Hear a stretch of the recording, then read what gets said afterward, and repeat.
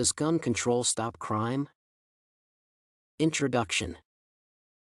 The use of weapons is deeply rooted in American culture and has a long history.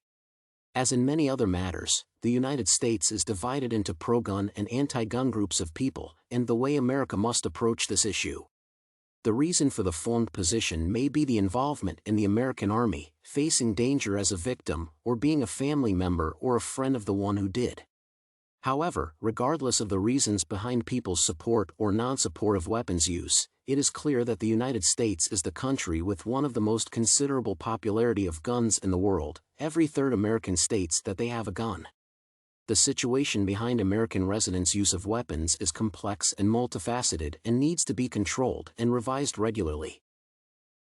The United States guns use statistics. The regulation of gun restrictions due to age is almost similar to alcohol restrictions in the United States.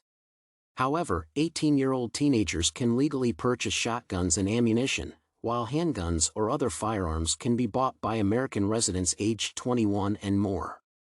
According to the World Population Review, the United States is first regarding gun ownership.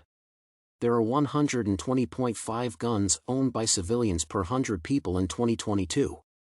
The majority of killings in the United States are gun-related. In 2020, 79% of murders in the U.S. were made using guns, while there were only 13% in Australia and 4% in the UK. Regardless of the frightening statistics of killings using weapons, mass shootings triggered debates about gun control. These tragic events remain reasons for people's uncertainty about the need for weapons to be legal. However, the situation around guns is not inactive because there are nearly 300 gun control laws that have passed, mostly in liberal states but some in states usually averse to restrictions, such as Florida. The gun control background in America is ambiguous and has an unknown future. Modern changes in gun control. The statistics do not consistently demonstrate the big picture of the problem. Even though the American people continue to purchase and possess more firearms, homicides, and violent crimes have continued to diminish for several decades because guns in the hands of the law-abiding citizens do not translate into more crime. It is essential that taking guns away from honest people does not keep them away from criminals or crazy people. There is also movement in the opposite direction by police departments that developed a program of buying guns people no longer need.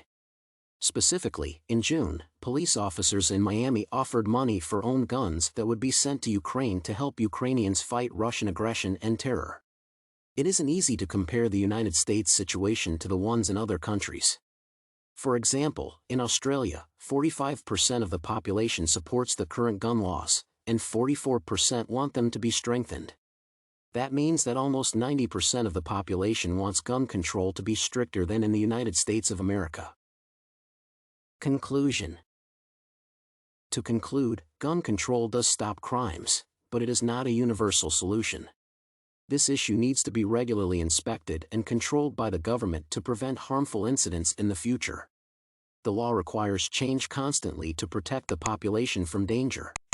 People must understand the risks weapons can cause and analyze their need to own them.